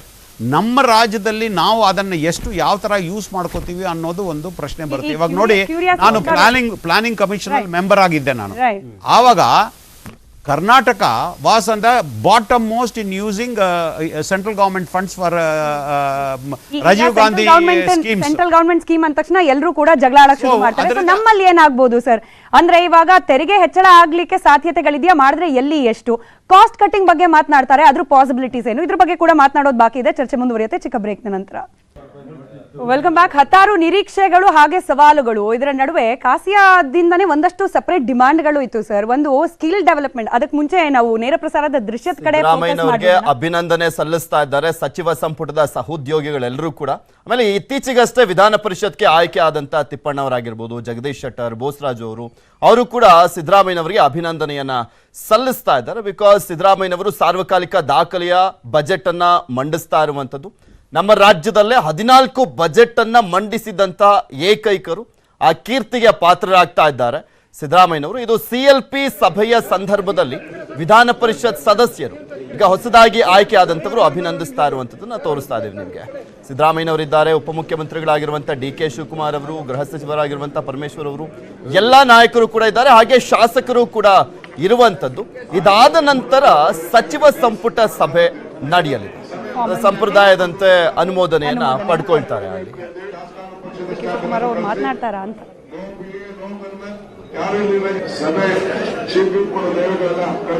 ಸೇನಾಧಿಕಾರಿ ತರ ರಾಜ್ಯದಾಗ ವಾರ್ನಿಂಗ್ ಕೊಡ್ತಾರಲ್ಲ ಹಂಗೆ. ಶಾಸಕಾಂಗ ಸಭೆಯಲ್ಲಿ ಶಾಸಕರಿಗೆ CM ಪಾಠ ಮಾಡಿದ್ದಾರೆ. ಈಗಿರೋದು ಒಂದ್ ರೀತಿ ಸವಾಲ್ಗಳು, ಅದನ್ನು ನಿರ್ವಹಿಸೋ ಸಂದರ್ಭದಲ್ಲಿ ಬೇಕಾಗಿರೋದು ಶಿಸ್ತು. ಆ ಶಿಸ್ತಿನ ಪಾಠ, ಗ್ಯಾರಂಟಿ ಜಾರಿಗೆ ಮೊದಲ ಆದ್ಯತೆ ನೀಡಲಾಗುತ್ತೆ, ಇದು ಸೂಚನೆ. ಬಜೆಟ್ ಕೂಡ ಯಾವುದ್ರ ಬಗ್ಗೆ ಫೋಕಸ್ಡ್ ಆಗಿರುತ್ತೆ ಅನ್ನೋದು ಸಿದ್ದರಾಮಯ್ಯ ಅವರು ಪರೋಕ್ಷವಾಗಿ ಇಲ್ಲೂ ಕೂಡ ಪ್ರಸ್ತಾಪ ಮಾಡಿದ ಹಾಗಿದೆ. ಶಾಸಕರಿಗೆ ವಿಶೇಷ ಅನುದಾನ ಸಾಧ್ಯ ಎಲ್ಲ ಸದ್ಯಕ್ಕೆ ಇರುವಂತ ಪರಿಸ್ಥಿತಿಯಲ್ಲಿ ಯಾರು ಫೈಲ್ ಇಟ್ಕೊಂಡು ಬರಬೇಡಿ ಅಂತ ಶಾಸಕಾಂಗ ಸಭೆಯಲ್ಲಿ ಶಾಸಕರಿಗೆ CM ಪಾಠವನ್ನ ಮಾಡಿರುವಂತದ್ದು. ರಾಜುಗೌಡ್ರೆ ನೋಡ್ತಾ ಇದ್ವಿ, ಅಂದ್ರೆ ಸಹಜ ಇದು. ಯಾಕೆಂದ್ರೆ ಅನುದಾನವನ್ನ ಹಂಚಿಕೆ ಮಾಡುವಂತ ವಿಚಾರಕ್ಕೆ ಸಂಬಂಧಪಟ್ಟಂತೆ ನೋಡೋದಾದ್ರೆ ಕೈಕಾಲ್ ಚಾಚುವಷ್ಟು ಸ್ವಲ್ಪ ಓಕೆ, ಫ್ರೀ ಇದ್ದರೂ ಎಲ್ರಿಗೂ ಲೀನಿಯಂಟ್ ಆಗಿ ಇಷ್ಟಿಷ್ಟು ಕೊಡ್ಬೋದಪ್ಪ. ನೀವು ಮೊದಲ ಬಾರಿಗೆ ಆಯ್ಕೆ ಆಗಿದ್ದೀರಾ, ಮತ್ತೆ ಕಾಂಗ್ರೆಸ್ ಪಕ್ಷ, ನೆಕ್ಸ್ಟ್ ಲೋಕಸಭೆ ಎಲೆಕ್ಷನ್, ತಾಲೂಕ್ ಪಂಚಾಯತಿ, ಜಿಲ್ಲಾ ಪಂಚಾಯತಿ, ಅಷ್ಟೊಂದು ಅನುದಾನವನ್ನ ಕೊಡೋದಕ್ಕೆ ಫ್ರೀ ಹ್ಯಾಂಡ್ಸ್ ಅಂತೂ ಇಲ್ಲ ಇವಾಗ. ಬಿಕಾಸ್ ನಾನಾ ರೀತಿಯಾದಂಥ ಲೆಕ್ಕಾಚಾರಗಳಿದಾವೆ, ಗ್ಯಾರಂಟಿಗಳು ಮತ್ತೆ ಅವ್ರು ಕೊಟ್ಟಿರುವಂತ ಭರವಸೆಗಳನ್ನು ಈಡೇರಿಸಲಿಕ್ಕೇನೆ. ಎಲೆಕ್ಷನ್ಸ್ ಏನಾರು ಆಗಲಿ, ಯಾಕೆಂದ್ರೆ ಒಬ್ಬ MLA ಆಗಲಿ, ಒಬ್ಬ ಜಿಲ್ಲಾ ಪಂಚಾಯತಿ ಮೆಂಬರ್ ಆಗಲಿ, ಅವ್ನ ಕಾನ್ಸ್ಟಿಟ್ಯೂನ್ಸಿಗೆ ಹೋದಾಗ ಜನ ಪ್ರಶ್ನೆಗಳು ಕೇಳ್ತಾರೆ. ಯಾವ ಮಟ್ಟಕ್ಕೆ ಆಗ್ತವೆ ಅಂದರೆ, ಒಂದು ಸಣ್ಣ ಮೋರಿ ಆಗಬೇಕಾಗಿರತ್ತೆ, ಅವ್ನು ಕೈ ಚಾಚಕ್ಕಾಗಲಿಲ್ಲ ಅಂದರೆ ಅವ್ನು ಶಾಸಕ ಯಾಕೆ ಆಗಬೇಕು ಅನ್ನೋ ಒಂದು ಚಿಂತನೆ ಆಗುತ್ತೆ. ನೀವು ಎಲ್ಲ ಸೆಂಟ್ರಲೈಸೇ ಮಾಡ್ಕೊಂಡ್ರೆ, ಈಗ ಕೇಂದ್ರದ ಬಗ್ಗೆ ನಾವು ಆರೋಪಗಳು ಮಾಡ್ತಾ ಇರ್ತೀವಿ. ಯಾಕೆ ಅಂದರೆ ಎಲ್ಲ ಸೆಂಟ್ರಲೈಸೇ ಆದರೆ ನಾವು ಮಾಡೋದೇನು? ಈಗ ಒಬ್ಬ MLA ಹತ್ರ ಅವನ ಹತ್ರ ಒಂದಷ್ಟು ಅಟ್ಲೀಸ್ಟ್ ಕನಿಷ್ಠ ಒಂದು 50 ಕೋಟಿ ಫಂಡ್ ಇಲ್ಲ ಅಂದರೆ, ಈಗ ಅವನ ಕಾನ್ಸ್ಟಿಟ್ಯೂನ್ಸಿಗೆ ಯಾವುದೋ ಒಂದು ಶಾಲೆನೇ ಬೇಕಾಗತ್ತೆ, ಯಾವುದೋ ಒಂದು ಬಸ್ ಸ್ಟಾಪೇ ಬೇಕಾಗತ್ತೆ, ಮತ್ತೊಂದು ಏನೋ ಸಡನ್ ಆಗಿ ಎಮರ್ಜೆನ್ಸಿಗೆ ಒಂದು ಹಾಸ್ಪಿಟ್ಲೇ ಬೇಕಾಗುತ್ತೆ. ಎಷ್ಟೋ ಕಾನ್ಸ್ಟಿಟ್ಯೂನ್ಸಿಗಳಲ್ಲಿ ಇವತ್ತು ಹಾಸ್ಪಿಟ್ಲ್ಗಳಿಲ್ಲ. ನೀವು ಗುಂಡ್ಲುಪೇಟೆ ಹೋಗಿ ಹಾಸ್ಪಿಟ್ಲ್ಗಳಿದ್ದಾರೆ, ಡಾಕ್ಟರ್ಸ್ಗಳಿಲ್ಲ, ಡಾಕ್ಟರ್ಸ್ಗೆ ಸ್ಯಾಲ್ರಿ ಕೊಡ್ಲಿಕ್ಕೆ ಫಂಡ್ ಇಲ್ಲ. ನೀವು ನೋಡಿ ಹೇಳ್ಕೊಂಡಿದ್ದಾರೆ ಸರ್. ಹೌದು, ನನ್ನ ಕ್ಷೇತ್ರ ಅಂದ್ರೆ ಅವ್ರು ಸಿದ್ದರಾಮಯ್ಯ ಹುಂಡಿಲಿ ಒಬ್ಬ ವೈದ್ಯಾಧಿಕಾರಿ ಉಳ್ಕೊಳ್ಳೋದಿಲ್ಲ, ಹಂಗಿದೆ ಪರಿಸ್ಥಿತಿ ಅಂತ ಹೇಳ್ತಾ ಇದ್ದಾರೆ. ನೋಡಿ, ಅವರಿಗೆ ಕ್ವಾರ್ಟರ್ಸ್ಗಳಿಲ್ಲ. ಫಾರೆಸ್ಟ್ ಡಿಪಾರ್ಟ್ಮೆಂಟ್ಗೆ ಹೋದ್ರೆ, ನೀವು ಬಂಡೀಪುರ ಫಾರೆಸ್ಟ್ ಡಿಪಾರ್ಟ್ಮೆಂಟ್ಗಳಿಗೆ ಹೋದ್ರೆ ಅಲ್ಲಿ ಸಾಕಷ್ಟು, ಮೊನ್ನೆ ಕೂಡ ಹುಲಿ ದಾಳಿ ಆಗಿತ್ತು. ನಾನು ಒಂದು ಹೋರಾಟ ಮಾಡಿದ್ದೆ ಕಳೆದ ಒಂದು ವರ್ಷದಲ್ಲಿ. ಒಬ್ಬನ ಮೇಲೆ ಹುಲಿ ದಾಳಿ ಆಗುತ್ತೆ, ಹುಲಿ ದಾಳಿ ಆಗಿ ಆತ ಹಾಸ್ಪಿಟ್ಲಿಗೆ ಅಡ್ಮಿಟ್ ಆಗ್ತಾನೆ, 3 ಲಕ್ಷ ಅವನು ಫಂಡ್ ಕೊಡ್ತಾರೆ, ಅವ್ನಿಗೆ ಒಂದು ಕಣ್ ಕಾಣಲಿಲ್ಲ. ಅವನಿಗೆ ಫಂಡ್ ಕೊಡ್ಲಿಕ್ಕೆ 9 ತಿಂಗಳು ಸತಾಯಿಸಿದ್ದಾರೆ. ಸೊ ಯಾವ ಪರಿಸ್ಥಿತಿಗೆ ಬಂದಿದೆ? ಫಂಡ್ ಇದ್ರೆ ತಾನೇ ಅವರು ಕೊಡೋದು. ಪಾಪ ಅಧಿಕಾರಿಗಳ ಮೇಲೆ ಹೊರೆ ಆಗ್ತಾ ಹೋದ್ರೆ ಅವ್ರು ತಾನೇ ಏನ್ ಮಾಡ್ತಾರೆ. ಆಮೇಲೆ MLA ಗಳ ಹತ್ರ ಫಂಡ್ ಇದ್ರೆ ಅವನು ಏನಾದ್ರು ಕೆಲಸ ಮಾಡ್ಲಿಕ್ಕೆ ಆಗ್ತದೆ.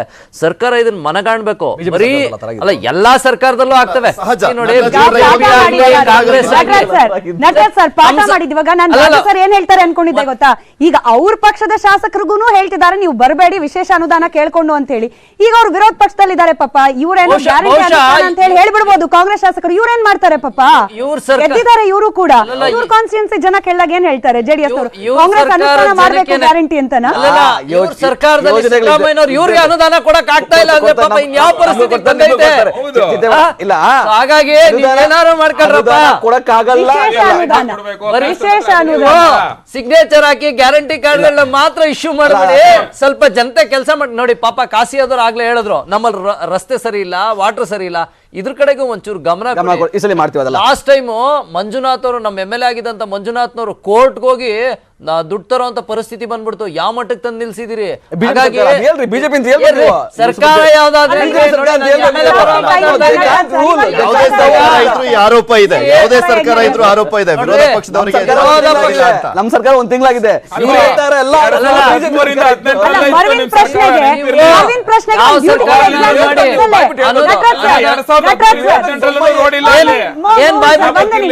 ಮರವಿನ್ ಪ್ರಶ್ನೆಗೆ ಬಂದ್ರೆ ಬ್ಯೂಟಿಫುಲ್ ಎಕ್ಸಾಂಪಲ್ ನಿಮ್ ಪಕ್ಕದಲ್ಲೇ ಇದೆ ನೋಡಿ.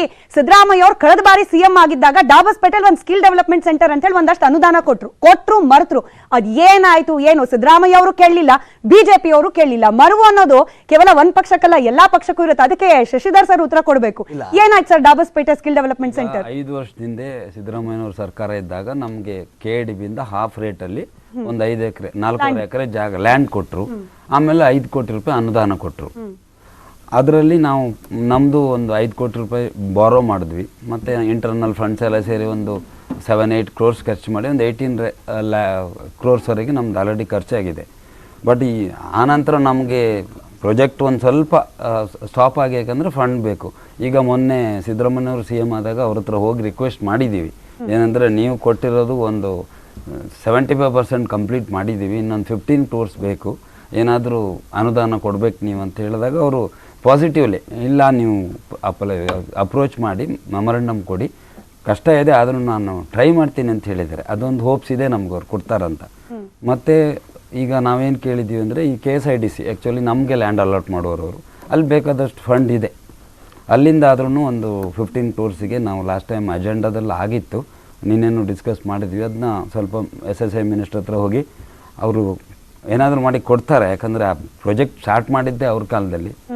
ಈಗ ನಮ್ಮ ಸಮಸ್ಯೆಗಳನ್ನು ಹೇಳ್ಕೊಂಡಿದ್ದೀವಿ. ಸೆಂಟ್ರಲ್ ಗವರ್ಮೆಂಟ್ ನಲ್ಲಿ ಮೋಹನ್ ವಿಶ್ವಾಸ ನೀವು ಸ್ಕಿಲ್ ಡೆವಲಪ್ಮೆಂಟ್ ಬಗ್ಗೆ ಎಷ್ಟು ಫೋಕಸ್ ಮಾಡ್ತಿದ್ದೀರಾ?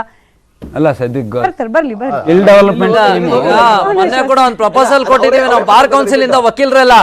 ಅದೇ ಸಿದ್ದರಾಮಯ್ಯ ಹಣ ಇಲ್ಲ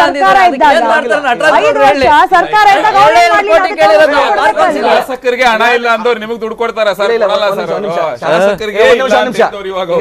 ನಾನು ಹೇಳ್ತೀನಿ ನೋಡಿ, ಈಗ ಕಾಸಿಯ ಅಧ್ಯಕ್ಷರು ಏನ್ ಹೇಳಿದಾರಲ್ಲ, ಸ್ಕಿಲ್ ಡೆವಲಪ್ಮೆಂಟ್ ಇನ್ಸ್ಟಿಟ್ಯೂಟ್ಗೆ ಮನೆ ಸಿದ್ದರಾಮಯ್ಯನವರು ಅವಾಗ ಲ್ಯಾಂಡ್ ಕೊಟ್ಟರು, ಮತ್ತೆ ಹಣವನ್ನು ಕೂಡ ಬಿಡುಗಡೆ ಮಾಡಿದ್ರು. ಮತ್ತೆ ಕಂಪ್ಲೀಟ್ ಮಾಡ್ಬೇಕಾದ್ರೆ ಮನೆ ಸಿದ್ದರಾಮಯ್ಯನವರೇ ಬರ್ಬೇಕಾಗಿ ಬಂತು. ನಾವು ಅದೇ ಪ್ರಶ್ನೆ ಮೋಹನ್ ಸರಿ ಕೇಳ್ತಿದ್ದೆ, ನೀವು ಅದಕ್ಕೆ ಉತ್ತರ ಮಾಡೋಣ, ಅದೆಲ್ಲ ಕಂಪ್ಲೀಟ್ ಮಾಡೋಣ. ಈಗ ನಾವು ಬಂದಿರೋದು ಅದಕ್ಕೇನೆ. ಬಿಜೆಪಿ ಏನು ಮಾಡಕ್ಕಾಗಿಲ್ಲ ಅಂದ್ರೆ ಜನ ನಮ್ಮನ್ನ ಮತ್ತೆ ಇಲ್ಲಿ ಕುಣಿಸಿರೋದು. ನಾವು ಮಾಡ್ತೀವಿ. ಈಗ ನಾನು ಇವ್ರಿಗೆ ಹೇಳ್ತೀನಿ, ಖಂಡಿತವಾಗಿ ನಾನೇ ಫಾಲೋ ಅಪ್ ಮಾಡ್ತೀನಿ. ಅದು ಯಾಕಂದ್ರೆ ನಾವು ಯುವ ನಿಧಿ ಅಂತ ಯೋಜನೆ ಮಾಡಿದೀವಲ್ಲ, ಜನತೆಗೆ ಜಾಬ್ ಕೊಡಿಸ್ಬೇಕು. ಇವ್ರು ಒಳ್ಳೆ ಸ್ಕಿಲ್ ಡೆವಲಪ್ಮೆಂಟ್ ಇನ್ಸ್ಟಿಟ್ಯೂಟ್ ಮಾಡಿ ಟ್ರೈನಿಂಗ್ ಕಮ್ಮಿ ಮಾಡ್ಬಿಟ್ಟಿದ್ದೀರಾ. 1 ಇಯರ್ ಈ ವರ್ಷ ಪಾಸ್ ಔಟ್ ಆದವರಿಗೆ ನಮ್ಮ ಉದ್ದೇಶ ಏನ್ ಗೊತ್ತಾ, 4 ವರ್ಷದಿಂದ ಏನೂ ಆಗಿಲ್ಲ, ಜನಗಳಿಗೆ ತುಂಬಾ ತೊಂದರೆಲಿದ್ದಾರೆ ಜನ, ಅವ್ರಿಗೆ ಸಹಾಯ ಮಾಡ್ಲೇಬೇಕು. ನಾವು ಮಾಡ್ತೀವಿ. ನೀವೇ ಹೇಳ್ತಾ ಇರೋಂಗೆ ನೀವೇ ಇನಿಷಿಯೇಟಿವ್ ತಗೊಳ್ತೀರಿ ನೋಡಿ. ಎನಿವೇ 5-6 ತಿಂಗಳು ಕೈಯಲ್ಲಿದೆ ಯುವ ನಿಧಿ ಅನುಷ್ಠಾನ ಆಗ್ಲಿಕ್ಕೆ. ಅಷ್ಟರೊಳಗೆ ಸ್ಕಿಲ್ ಡೆವಲಪ್ಮೆಂಟ್ ಸೆಂಟರ್ ಆದ್ರೆ ನಿಮ್ಗೆ ಇಲ್ಲಿ ಹೊರೆ ಕಮ್ಮಿ ಆಗುತ್ತೆ. ಸ್ಕಿಲ್ ಡೆವಲಪ್ಮೆಂಟ್ ಅಂತ ಹೇಳಿ ಅಲ್ಲಿ ಏನಾದ್ರೂ ಅವ್ರಿಗೆ ಡಿವಿಯೇಟ್ ಮಾಡಿದ್ರೆ ನೀವು ಕೈಗೆ 3,000 1,500 ಕೊಡೋದು ಮಿಕ್ಕತ್ತೆ. So take it as a challenge ಮಾಡಿ ಪಾಪ. ನಾವು ನಿಮ್ಗೆ ಸಹಕಾರ ಮಾಡ್ತೀವಿ ಆ ವಿಚಾರದಲ್ಲಿ. ವಿರೋಧ ಪಕ್ಷ ಪ್ರತಿಪಕ್ಷಗಳು ತೊಂದರೆ ಕೊಡಲ್ಲ ನಿಮಗೆ. ಈ ಕಾಸಿಯಾದಂತವರು ಇವ್ರು ಸಲಹೆ ತಗೊಂಡು ಕೊಟ್ಟಿದಾರಲ್ಲ, ಯಾಕಂದ್ರೆ ಒಳಗಡೆ ರೆಸಿಡೆನ್ಷಿಯಲ್ ಏರಿಯಾಗಳಲ್ಲಿ ಇರ್ತಕ್ಕಂತಹ ಎಲ್ಲ ಇಂಡಸ್ಟ್ರಿಯಲ್ ಏರಿಯಾಗಳನ್ನು ಡೆವಲಪ್ ಮಾಡಬೇಕಾದ್ರೆ ಆ ಇನ್ಫ್ರಾಸ್ಟ್ರಕ್ಚರ್ ಕೊಡಬೇಕು. ಅದಕ್ಕೆ ಮೂಲಭೂತ ಸೌಕರ್ಯಗಳು ಹೆಚ್ಚಿಗೆ ಮಾಡಿದ್ರೆ ಖಂಡಿತವಾಗಿ ಈಸ್ ಆಫ್ ಡೂಯಿಂಗ್ ಬಿಸ್ನೆಸ್ ಅದೇನೆ. ಅದಕ್ಕೆ ರಾಜ್ಯ ಸರ್ಕಾರ ಖಂಡಿತ ಗಮನ ಕೊಡುತ್ತೆ. ಆಮೇಲೆ ಬದ್ಧತೆಯಿಂದ ಕೆಲಸ ಮಾಡುತ್ತೆ. ಅದರೊಳಗೆ ಏನಿಲ್ಲ, ಈಗ ನಾವು 20 ಲಕ್ಷ ಕೋಟಿ ರೂಪಾಯಿ ಪ್ಯಾಕೇಜ್ ಇತ್ತಲ್ಲ ಕೇಂದ್ರ ಸರ್ಕಾರದಿಂದ ಬಂತಲ್ಲ, ಗೊತ್ತಿರ್ಬೇಕು ನಿಮ್ಗೂ, 20 ಲಕ್ಷ ಕೋಟಿ ಪ್ಯಾಕೇಜ್ ಆ ರೀತಿ ಅಲ್ಲ ನಮ್ದು. ನಾವ್ ಏನ್ ಹೇಳ್ತೀವಿ ಮಾಡ್ತೀವಿ, ಏನ್ ಮಾಡಕ್ ಸಾಧ್ಯ ಆಗ್ತದೆ ಅದನ್ನೇ ಹೇಳುವಂಥದ್ದು, ಸುಳ್ಳು ಮಾಡಕ್ ಆಗೋದಿಲ್ಲ.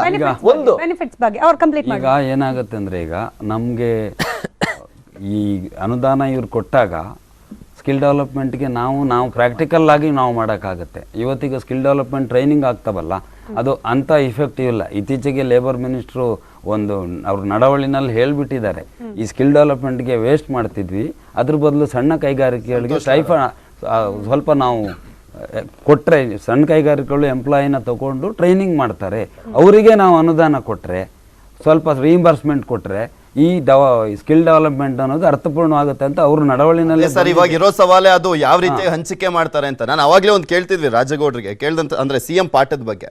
ಮೊನ್ನೆ ಅಷ್ಟೇ ಯಾರೊಬ್ರು ಬಿಜೆಪಿ ಅಭ್ಯರ್ಥಿ ಸೋತಂತವ್ರು, ಮಾಧುಸ್ವಾಮಿ ಅವರು, ರೇಣುಕಾಚಾರ್ಯ ಅವರು, ನಾವು ಏನೇ ಅಭಿವೃದ್ಧಿ ಮಾಡಿದ್ರು ಕೂಡ ಆ ಒಬ್ಬ ವ್ಯಕ್ತಿಗೆ ಏನ್ ತಲುಪ್ತು ಅನ್ನೋದು ಇಂಪಾರ್ಟೆಂಟ್ ಆಗುತ್ತೆ. ಅದು ತಲುಪಿಸೋದಕ್ಕೆ ನಾವು ವಿಫಲ ಆದ್ವಿ, ಸೊ ಹಿಂಗಾಗಿ ನಾವು ಸೋತಿದ್ದು. ನಮ್ಮ ಕಾನ್ಸ್ಟಿಟ್ಯೂನ್ಸಿಲಿ ದೊಡ್ಡ ಮಟ್ಟದಲ್ಲಿ ಅಭಿವೃದ್ಧಿ ಮಾಡಿದ್ರು ಕೂಡ ನಮ್ಗೆ ಯಾಕೆ ಕೈ ಹಿಡಿಲಿಲ್ಲ ಅಂದ್ರೆ, ಒಬ್ಬ ವ್ಯಕ್ತಿಗೆ ಏನ್ ತಲುಪಿಸ್ಬೇಕಾಗಿತ್ತು ಅದು ತಲುಪಿಸ್ಲಿಲ್ಲ ಅಂತ.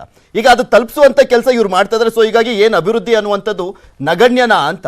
ಬಿಕಾಸ್ ಇಲ್ಲಿ 2,000 ರೂಪಾಯಿ ಹೋಗುತ್ತೆ, ಅನ್ನಭಾಗ್ಯ ಯೋಜನೆ, ಅದರ ಜೊತೆಗೆ ಗೃಹಲಕ್ಷ್ಮಿ, ಶಕ್ತಿ ಯೋಜನೆ, ಯುವ ನಿಧಿ ಎಲ್ಲವೂ ಕೂಡ ಒಬ್ಬೊಬ್ಬ ವ್ಯಕ್ತಿಗೂ ರೀಚ್ ಆಗುವಂಥದ್ದು. ಇದು ನೋಡಿ ಪೃಥ್ವಿ, ಕಾಂಗ್ರೆಸ್ನವ್ರದ್ದು ಈ ರೀತಿಯಾದಂಥ ಒಂದು ಈ ಗರೀಬಿ ಹಠಾವು ಅಂತ ಹೇಳ್ಕೊಂಡು ಚುನಾವಣೆ ನಡೆಸೋದು ಹೊಸದಲ್ಲ. ಇದು 71ರಲ್ಲಿ ನಿಮ್ಗೆ ನೆನಪಿದ್ರೆ ಇಂದಿರಾ ಗಾಂಧಿ ಅವರು ಇದನ್ನೇ ಮಾಡಿದ್ದು, 2023ರಲ್ಲಿ ಇವ್ರು ಇದನ್ನೇ ಮಾಡಿದ್ದು.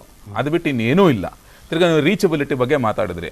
ಸಿಂಪಲ್ ಎಕ್ಸಾಂಪಲ್, ನೀವು ಅಕ್ಕಿ ವಿಚಾರನೆ ತಗೊಳ್ಳೋಣ. 2013ರಿಂದ 18 ನಡುವೆ ಕೇಂದ್ರ ಸರ್ಕಾರನೇ ಹತ್ತತ್ರ 29 ರೂಪಾಯಿ ಕೊಡ್ತಾ ಇದ್ದಿದ್ದು ಅಕ್ಕಿ. ಇನ್ 3 ರೂಪಾಯಿ ಇವರು ಚೀಲಕ್ಕೆ ಕೊಡ್ತಿದ್ದಿದ್ದು ದುಡ್ಡು.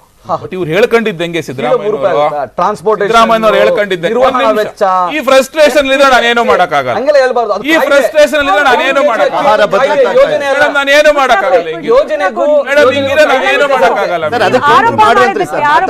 ಮನಮೋಹನ್ ಸಿಂಗ್